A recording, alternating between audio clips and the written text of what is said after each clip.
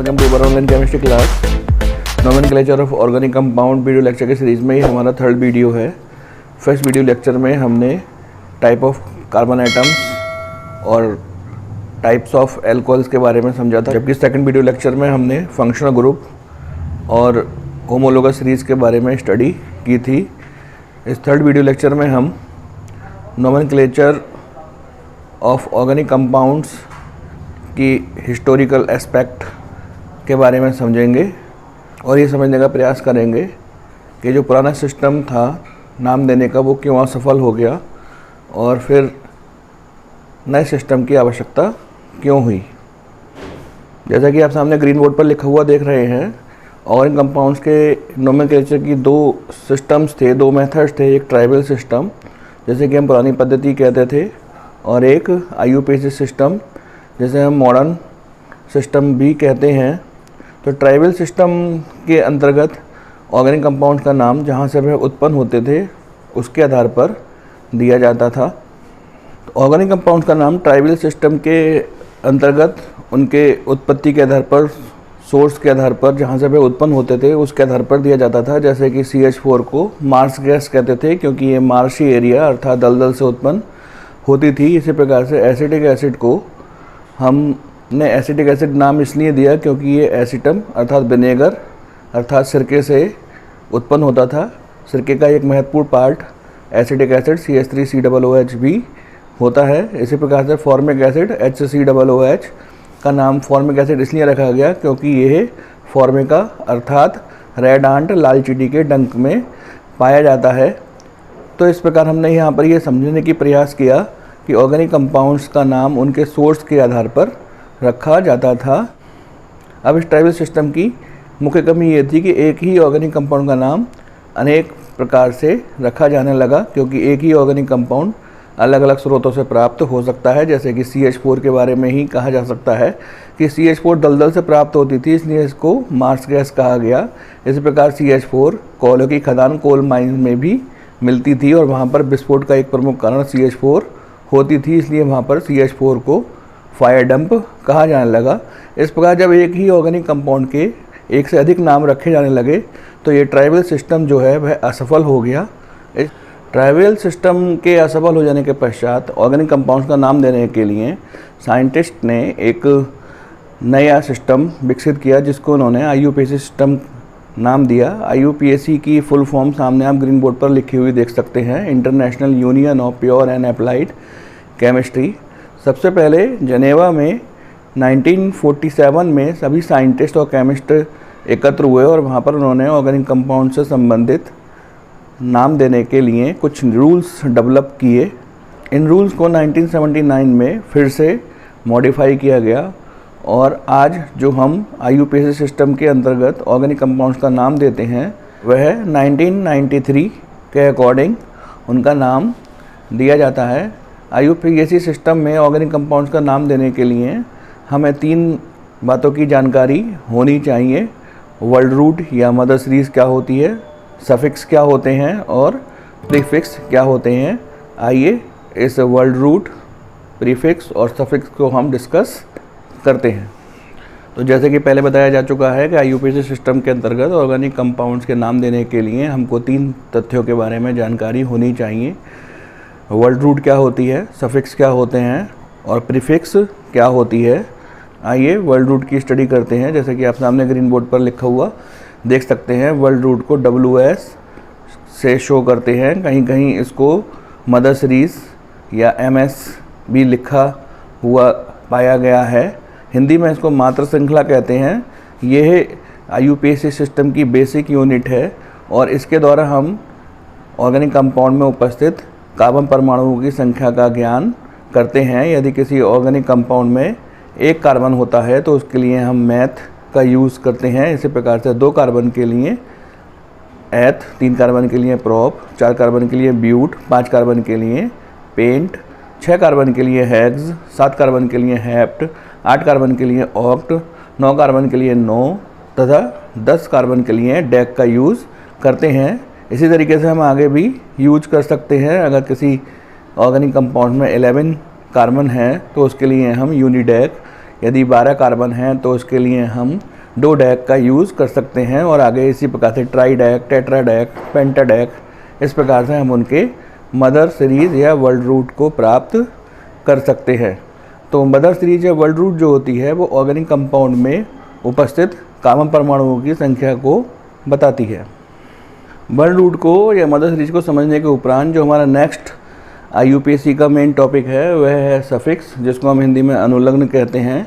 और अनुलग्न का मतलब ही होता है बात को लगने वाला, अतः वह शब्द जो कि मदर सीरीज या वर्ल्ड रूट के बाद लगाए जाते हैं उनको हम सफिक्स कहते हैं। ये 2 प्रकार के होते हैं, प्राइमरी सफिक्स जिसको हम PS से शो करेंगे एंड सेकेंडरी सफिक्स जिसको हम SS से शो करेंगे।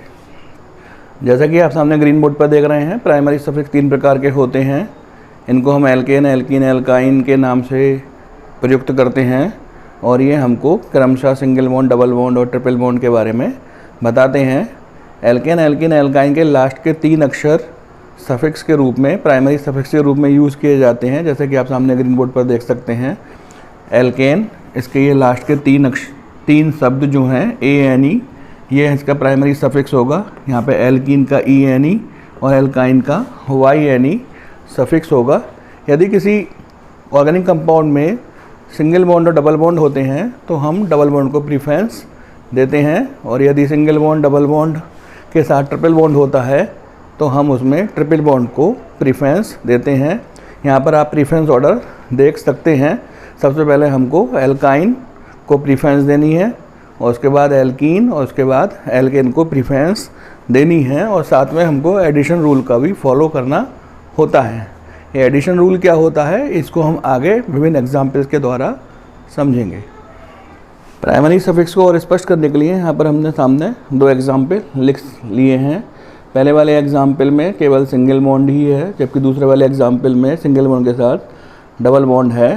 तो जैसा कि आपको स्पष्ट है कि सिंगल बॉन्ड, डबल बॉन्ड होने के साथ साथ हम उस सोर्स से नंबरिंग करते हैं जिस सोर्स से डबल बॉन्ड को छोटा नंबर मिले, यानी कि हमें डबल बॉन्ड को यहाँ पर प्रीफरेंस देनी है। अगर हम इस सोर्स से नंबरिंग करेंगे तो डबल बॉन्ड 1 और 2 कार्बन एटम के बीच में आएगा। इस प्रकार हम कह सकते हैं कि डबल बॉन्ड पहले कार्बन एटम पर है। अगर हम इस प्रकार से सर्किल वाली नंबरिंग करते हैं तो यहाँ पर डबल बॉन्ड 3 और 4 कार्बन के बीच में आएगा, तो हम कह सकते हैं कि double bond 3 number carbon atom पर है। तो IUPAC रूल के अनुसार, जिसको हमें आगे डिस्कस करना है, जब डबल बॉन्ड किसी ऑर्गेनिक कंपाउंड में होता है तो इस प्रकार से नंबरिंग करते हैं जिस ओर से डबल बॉन्ड को स्मॉलेस्ट नंबर मिले। तो यहाँ पे जो पहले वाली नंबरिंग की गई है ये सही है, जबकि दूसरे वाली जो सर्किल वाली नंबरिंग है ये गलत है।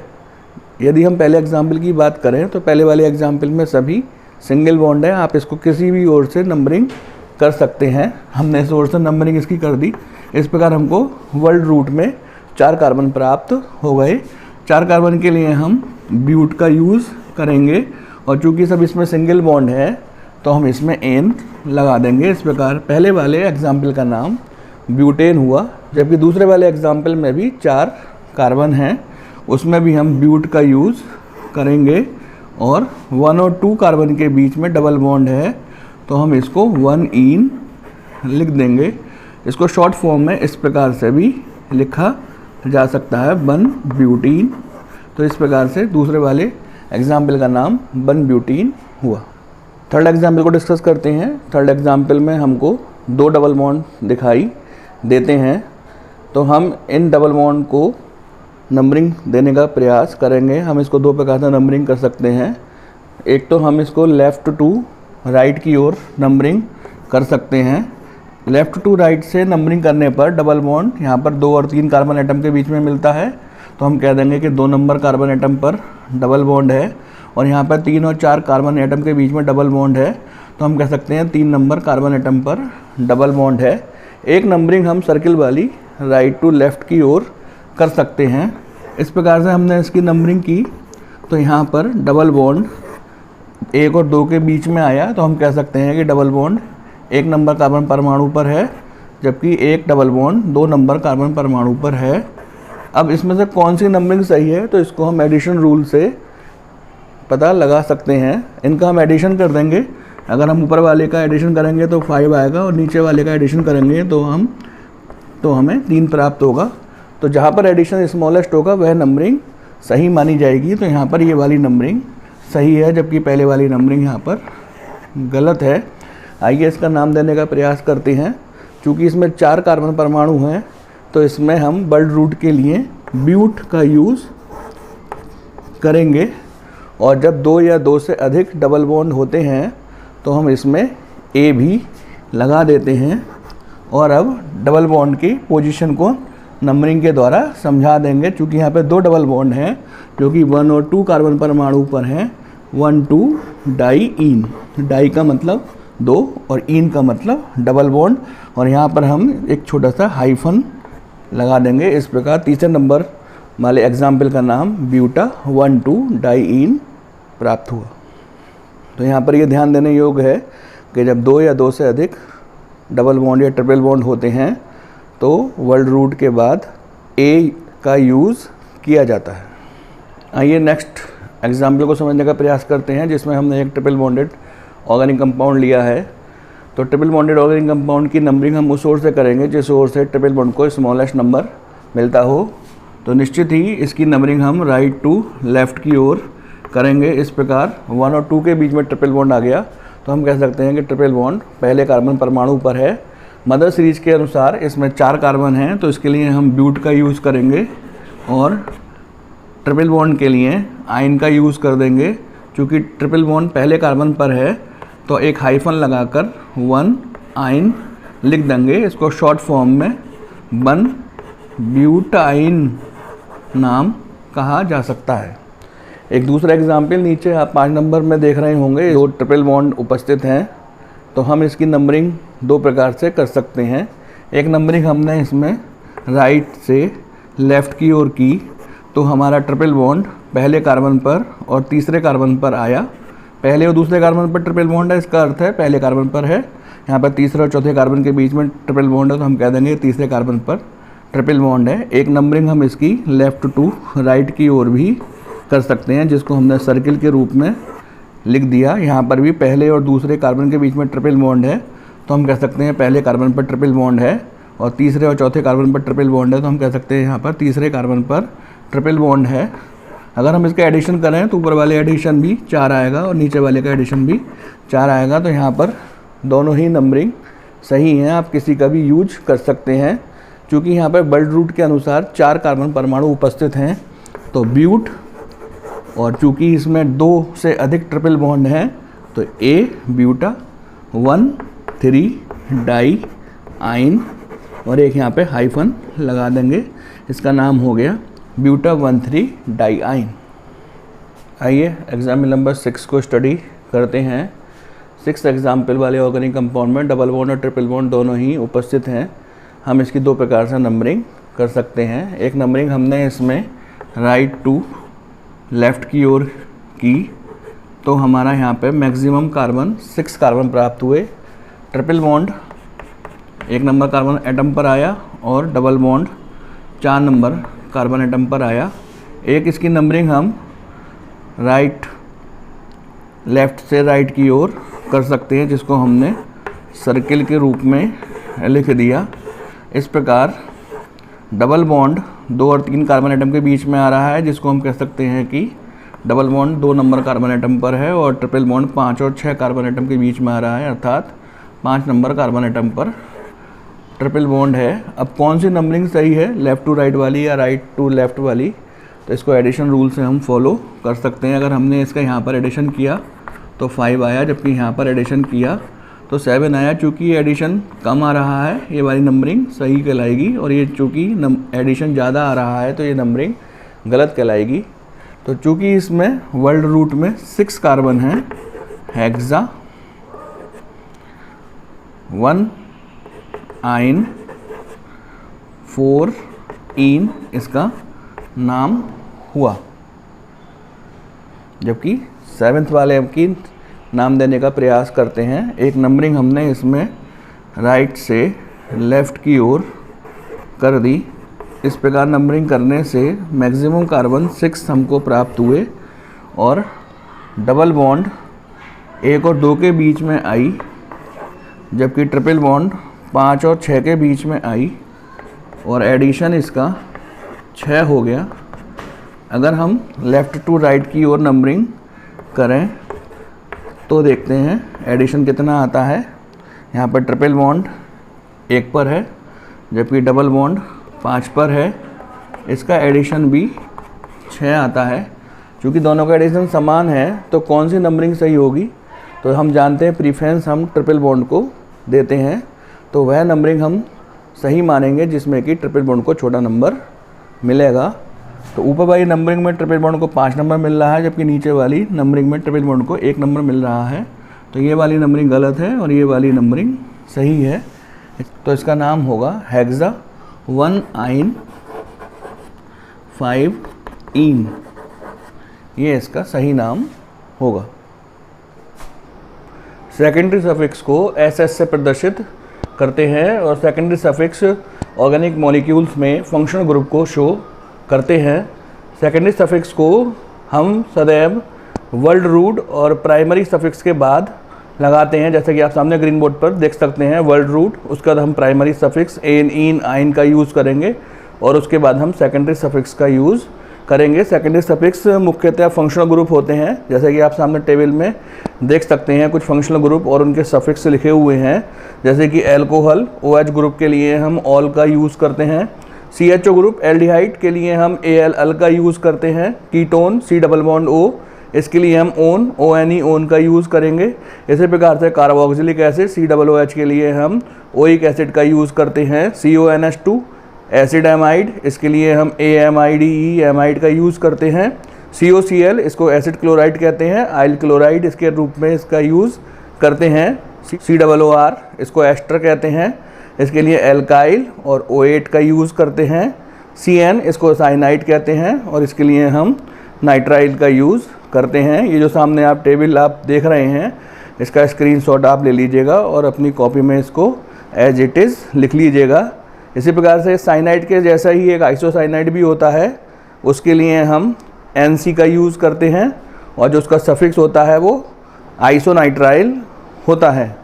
यहाँ पर एक बात ध्यान देने योग्य है कि जो सेकेंडरी सफिक्स बॉबिल से शुरू होते हैं, जैसे बॉबिल आप जानते हैं AEIOU, ये 5 बॉबिल्स होते हैं। तो जो सेकेंडरी सफिक्स बॉबिल से स्टार्ट होते हैं, जैसे ये ऑल O से स्टार्ट हो रहा है, अल A से स्टार्ट हो रहा है, ओन O से स्टार्ट हो रहा है, ओइक एसिड O से स्टार्ट हो रहा है, एमाइड A से स्टार्ट हो रहा है। तो जो भी सेकेंडरी सफिक्स बॉबिल से स्टार्ट होते हैं उनमें हम प्राइमरी सफिक्स के लास्ट वाले ई को छोड़ देते हैं, ड्रॉप कर देते हैं। जैसे हमें मालूम है कि प्राइमरी सफिक्स में ANE का यूज़ करते हैं, तो वहाँ पर हम जब हम उसके साथ सेकेंडरी सफिक्स जोड़ेंगे तो ANE का E हम ड्रॉप कर देंगे। इसी प्रकार से डबल बॉन्ड के लिए हम इन का यूज़ करते हैं ENE, वहाँ पर हम लास्ट वाले E को ड्रॉप कर देंगे। इसी प्रकार से ट्रिपल बॉन्ड के लिए हम आइल YLE का यूज़ करते हैं। तो यदि कोई सेकेंडरी सफिक्स बॉबिल से स्टार्ट होता है तो वहाँ पर हम YLE के E का ड्रॉप कर देंगे। सेकेंडरी सफिक्स के अपने कॉन्सेप्ट को क्लियर करने के लिए यहाँ पे हमने 3 एग्जाम्पल ले रखे हैं। 7 एग्जाम्पल आप पहले ही डिस्कस कर चुके हैं, उसी क्रम में हमने यहाँ पर 8th एग्जाम्पल की बात करते हैं। 8th एग्जाम्पल में आपको OH group containing organic compound दिख रहा होगा। तो जैसे हमारे पहले वाले रूल्स थे, सबसे लंबी वर्ड रूट का हम सिलेक्शन करते हैं, तो यहाँ पर 2 नंबर कार्बन एटम के लिए हम वर्ड रूट के रूप में एथ का यूज़ कर देंगे। इसके बाद हम प्राइमरी सफिक्स का यूज़ करेंगे। प्राइमरी सफिक्स के रूप में हम यहाँ पर एन लगा देंगे और OH ग्रुप के लिए हम ऑल का यूज़ करेंगे। चूँकि ऑल एक बॉबिल O से शुरू होता है, इसलिए इसके लास्ट वाले E को ड्रॉप करके हम इसमें ऑल जोड़ देंगे और इसको एक साथ जोड़ करके लिख देंगे एथेनॉल 1, क्योंकि 1 नंबर कार्बन एटम पर OH ग्रुप लगा हुआ है। बहुत अधिक डिटेल्स है, हम अपने 4th वीडियो में डिस्कस करेंगे। यहाँ तो केवल हम सेकेंडरी सफिक्स के कॉन्सेप्ट को क्लियर करने के लिए यहाँ पे हमने कुछ एग्जाम्पल ले रखे हैं। इसी प्रकार से हम 9th एग्जाम्पल में देखते हैं। इसमें जो है 3 कार्बन की मदर सीरीज़ है, इसके लिए हम प्रॉप का यूज़ करेंगे। सभी के सभी सिंगल बॉन्ड से जुड़े हुए हैं, एन लगा देंगे। और NH2 के लिए हम सेकेंडरी सफिक्स के रूप में एमाइड का यूज़ करते हैं। एमाइड एक बॉबल ए से शुरू होता है, इसलिए इसके लास्ट वाले ई को ड्रॉप करके हम इसमें एमाइड जोड़ देंगे और इसके नाम को एक साथ लिख देंगे प्रोपे एमाइड।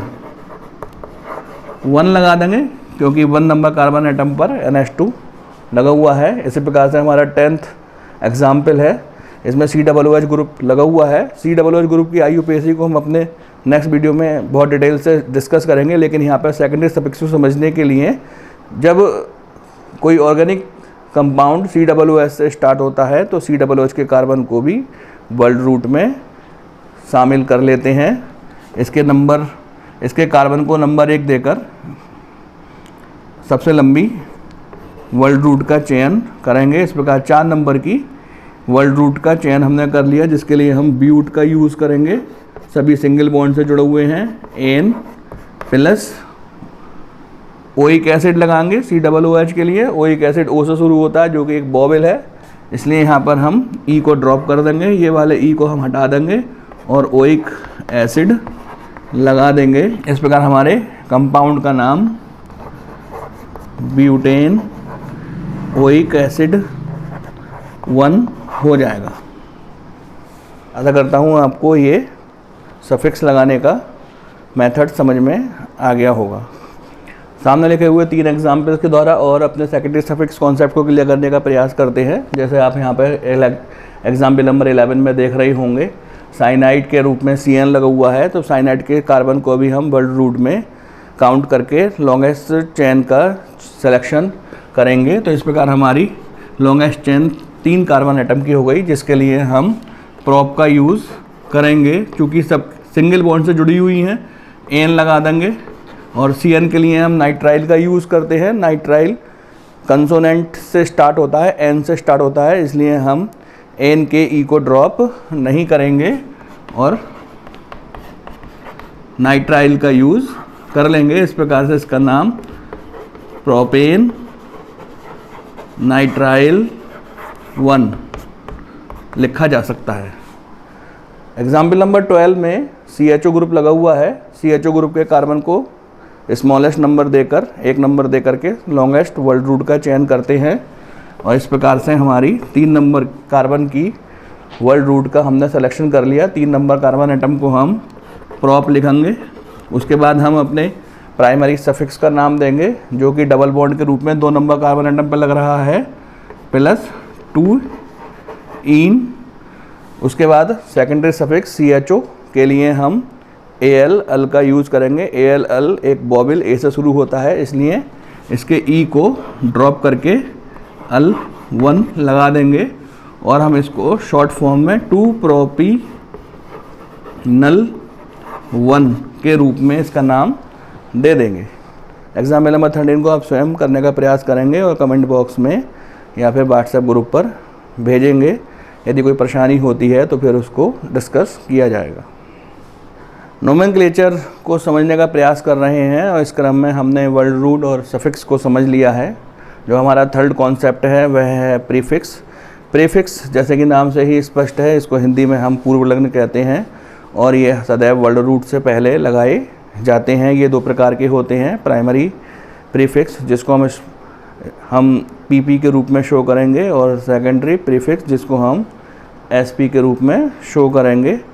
यदि हम अपनी IUPAC की की देखें तो हमारी जो की बनेगी वर्ल्ड रूट, उसके बाद हम प्राइमरी सफिक्स, उसके बाद हम सेकेंडरी सफिक्स, वर्ल्ड रूट से पहले हम प्राइमरी प्रीफिक्स का यूज़ करेंगे और प्राइमरी प्रीफिक्स से पहले हम सेकेंडरी प्रीफिक्स का यूज़ करेंगे। तो इस प्रकार से ये हमारे IUPAC सिस्टम की है, जिसमें हम वर्ल्ड रूट को समझ चुके हैं, प्राइमरी सफिक्स को, सेकेंडरी सफिक्स को समझ चुके हैं, प्राइमरी प्रीफिक्स और सेकेंडरी प्रीफिक्स को समझना शेष रह गया है। आइए इसको समझने का प्रयास करते हैं। प्राइमरी प्रीफिक्स को हम PP से प्रदर्शित करते हैं और इसका यूज़ हम साइक्लिक और एसाइक्लिक कंपाउंड में अंतर पता लगाने के लिए करते हैं। यदि कोई साइक्लिक कंपाउंड है तो प्रीफिक्स के रूप में हम साइक्लो का यूज़ कर लेते हैं। जैसे कि आप एग्जाम्पल नंबर 14 से इसको स्पष्ट कर सकते हैं। एग्जाम्पल नंबर 14 में हमने एक साइक्लिक कंपाउंड ले रखा है। साइक्लिक कंपाउंड वह होते हैं जिनको हम क्लोज चेन कंपाउंड भी कहते हैं। यहाँ पर हमको 5 कार्बन की वर्ल्ड रूट दिखाई दे रही है जो कि आपस में सिंगल बॉन्ड से जुड़ी हुई है। 5 कार्बन के लिए हम पेंट का यूज़ करेंगे। पेंट सब सिंगल बॉन्ड से जुड़े हुए हैं तो एन लगा देंगे। और ये एक साइक्लिक कंपाउंड है, इसके लिए हम प्रीफिक्स के रूप में, प्राइमरी प्रीफिक्स के रूप में साइक्लो यूज़ करेंगे। तो इसका नाम हो जाएगा साइक्लो पेंटेन। ऑर्गेनिक कंपाउंड का नाम देने के लिए जो की है वो आप सामने ब्लू कलर से ग्रीन बोर्ड पर लिखी हुई देख सकते होंगे।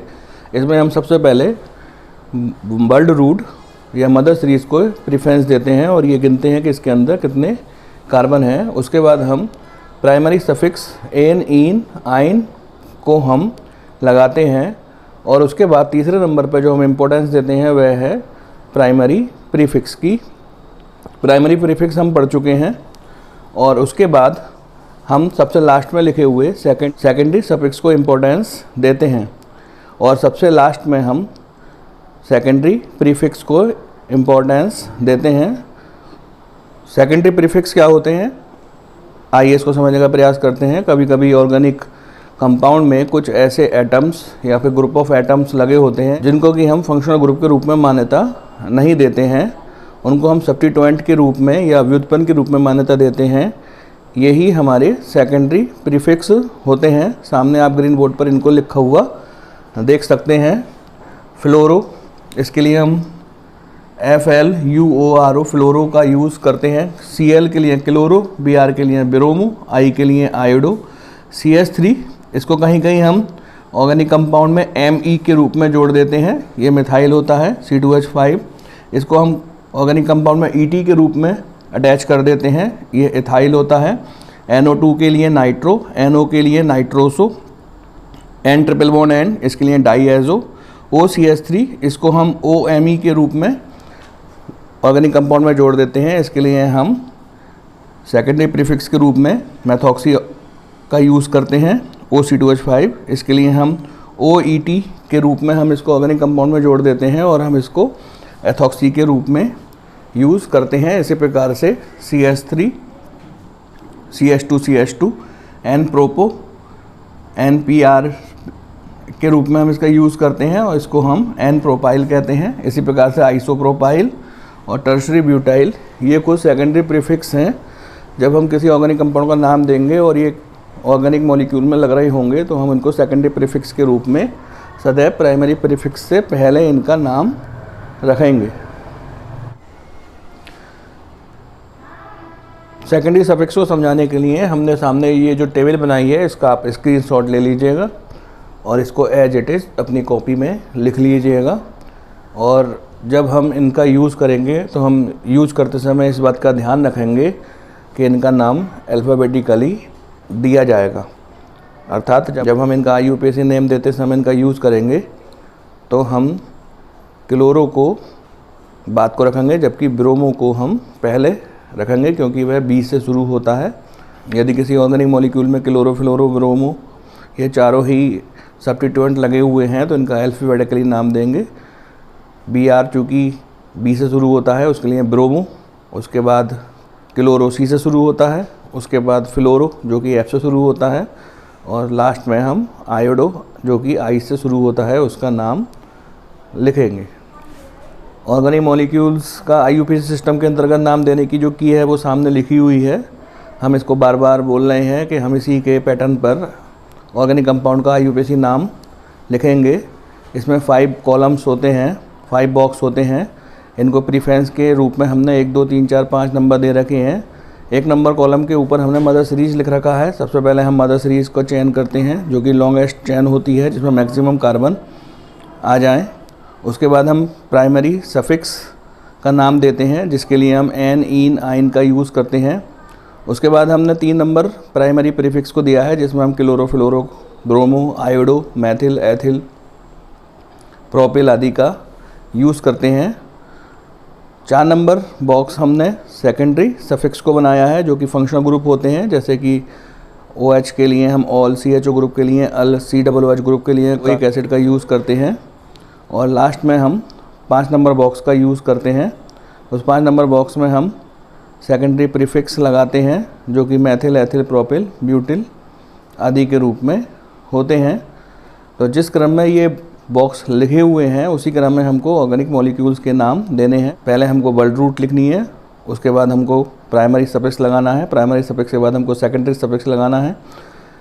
वर्ड रूट से पहले हम प्राइमरी प्रीफिक्स लगाएंगे और प्राइमरी प्रीफिक्स से पहले हम सेकेंडरी प्रीफिक्स लगाएंगे। आइए इसको कुछ एग्जाम्पल्स के द्वारा स्पष्ट करते हैं। सामने ग्रीन बोर्ड पर आप 2 एग्जाम्पल लिखे हुए देख रहे होंगे। इससे पहले हमने 14 एग्जाम्पल पहले वाले सेक्शन में कंप्लीट कर लिए थे। यहाँ पर जो 15 एग्जाम्पल है उसमें हम इस प्रकार से नंबरिंग करेंगे कि क्लोरो को स्मॉलेस्ट नंबर मिल जाए, क्योंकि यहाँ पे डबल बॉन्ड, ट्रिपल बॉन्ड में से कोई भी बॉन्ड उपस्थित नहीं है, ना ही यहाँ पे कोई फंक्शनल ग्रुप उपस्थित है, केवल यहाँ पर सेकेंडरी प्रीफिक्स के रूप में क्लोरो प्रेजेंट है। तो इसको स्मॉलेस्ट नंबर देते हुए हम इस प्रकार से नंबरिंग कर देंगे। इस प्रकार क्लोरो जो है वो 1 नंबर कार्बन पर अटैच है। अगर हम इसमें सर्किल वाली नंबरिंग करेंगे तो ये हमारी नंबरिंग गलत होगी, क्योंकि यहाँ पर क्लोरो जो है 3 नंबर कार्बन एटम पर आ रहा है। इसका नाम देने के लिए सबसे लंबी वर्ड रूट अर्थात प्रॉप 3 कार्बन के लिए प्लस एन, और उससे पहले प्राइमरी प्रीफिक्स के रूप में तो कुछ है नहीं, जबकि सेकेंडरी प्रीफिक्स के रूप में क्लोरो है जो कि 1 नंबर कार्बन एटम पे लगा हुआ है 1 क्लोरो। तो इसका नाम हो जाएगा 1 क्लोरो प्रोपेन, ये इसका नाम हो जाएगा। इसी प्रकार से जो हमारा 16 नंबर का एग्जाम्पल है उसमें ब्रोमो और डबल बॉन्ड दोनों प्रेजेंट हैं। ब्रोमो जो कि एक सेकेंडरी प्रीफिक्स है और डबल बॉन्ड जो कि एक प्राइमरी सफिक्स है। तो यहाँ पर ब्रोमो के रेस्पेक्ट में हम पहले डबल बॉन्ड को प्रीफरेंस देंगे और इस प्रकार से नंबरिंग करेंगे कि डबल बॉन्ड को स्मॉलेस्ट नंबर मिले। तो हम इस प्रकार से इसकी नंबरिंग कर देंगे। 3 नंबर की मदर सीरीज यहाँ पे हमको प्राप्त हुई, जिसके लिए हम प्रॉप का यूज़ करेंगे। 1 और 2 के बीच में डबल बॉन्ड उपस्थित है, तो हम कह सकते हैं कि 1 नंबर पर डबल बॉन्ड है 1 के लिए, जिसके लिए हम 1 इन का यूज़ करेंगे। और 3 नंबर पे ब्रोमो लग रहा है जो कि हम वर्ड रूट यानी मदर सीरीज के पहले लिख देंगे 3 ब्रोमो, शॉर्ट करके लिख दे रहे हैं 3 ब्रोमो 1 प्रोपीन, इसका नाम हो गया। 17th एग्जाम्पल में आप डबल बॉन्डेड कार्बन एटम और साथ में सब्स्टिट्यूएंट ClBr-IF देख रहे होंगे। तो इसमें हम डबल बॉन्डेड कार्बन एटम को प्रीफरेंस देते हुए इस प्रकार से नंबरिंग करेंगे कि उसको स्मॉलेस्ट नंबर प्राप्त हो जाए। तो हम इसकी नंबरिंग इस प्रकार से कर देंगे 1 2 3 4। 1 और 2 के बीच में डबल बॉन्ड आ गई। 4 कार्बन की मदर सीरीज इसमें प्रेजेंट है, इसके लिए हम ब्यूट लगा देंगे और 1 और 2 कार्बन के बीच में डबल बॉन्ड है, अर्थात 1 कार्बन पर डबल बॉन्ड है, प्लस 1 इन। और सेकेंडरी प्रीफिक्स के रूप में क्लोरो, फ्लोरो, आयोडो, ब्रोमो, इनको हम अल्फ़ाबेटिकली नाम देंगे। 1 पर ब्रोमो लग रहा है 1 ब्रोमो, उसके बाद क्लोरो जो C से शुरू होता है 4 क्लोरो,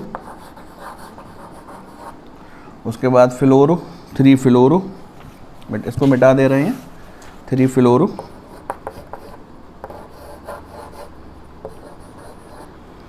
और लास्ट में 2 नंबर पर I लग रहा है 2 आयोडो, और ब्यूट 1 इन, ये इसका नाम हो गया। 18th वाले एग्जाम्पल में एक ही कार्बन पर क्लोरीन, ब्रोमीन, आयोडीन और फ्लोरीन लग रहा है। तो एक कार्बन की इसमें मदर सीरीज़ है, इसके लिए हम मैथ का यूज़ करेंगे। An methane 1 bromo 1 chloro 1 iodo 1 fluoro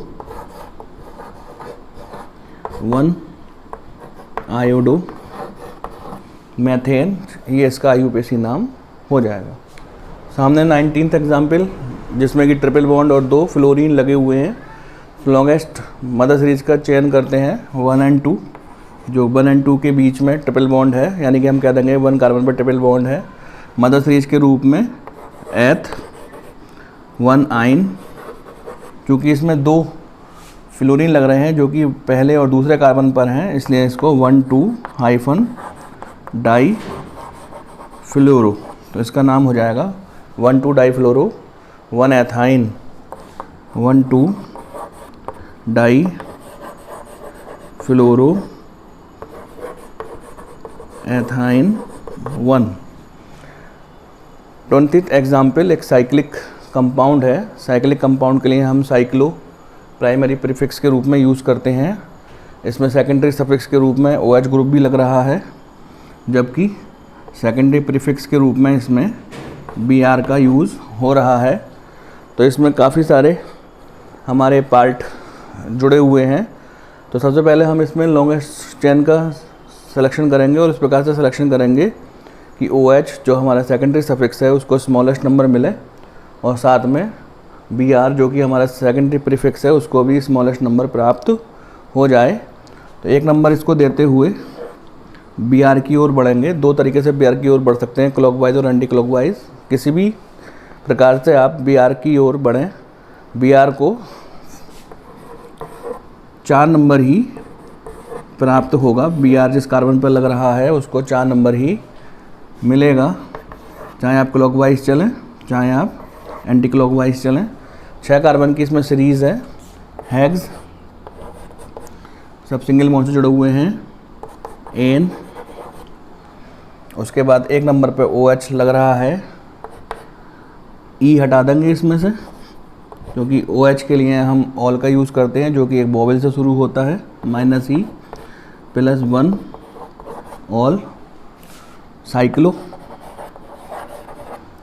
primary prefix के रूप में साइक्लो यूज़ करेंगे। और 4 नंबर कार्बन एटम पर ब्रोमीन लग रहा है 4 ब्रोमो, शॉर्ट फॉर्म में इसको लिख देते हैं 4 ब्रोमो साइक्लो हेक्सेनॉल 1 हेक्सेनॉल 1, ये इसका नाम हो जाएगा। इस प्रकार हमारा 3rd वीडियो लेक्चर कंप्लीट होता है। 3rd वीडियो लेक्चर में हमने सफिक्स, प्रीफिक्स और वर्ड रूट के बारे में जाना। अब जब हम अपने 4th वीडियो लेक्चर में मिलेंगे तो हम उसमें सैचुरेटेड और अनसैचुरेटेड ऑर्गेनिक कंपाउंड्स की IUPAC को डिस्कस करेंगे। आप जानते हैं सैचुरेटेड ऑर्गेनिक कंपाउंड्स एल्केन कहलाते हैं, जबकि unsaturated organic compounds alkene, alkyne कहलाते हैं। तो अपने 4th वीडियो लेक्चर में हम सैचुरेटेड और अनसैचुरेटेड ऑर्गेनिक मॉलिक्यूल्स की IUPAC को डिस्कस करेंगे और साथ में हम NCERT 11th क्लास के चैप्टर में जो IUPAC दे रखी हैं उनको भी वहाँ पर लिखेंगे।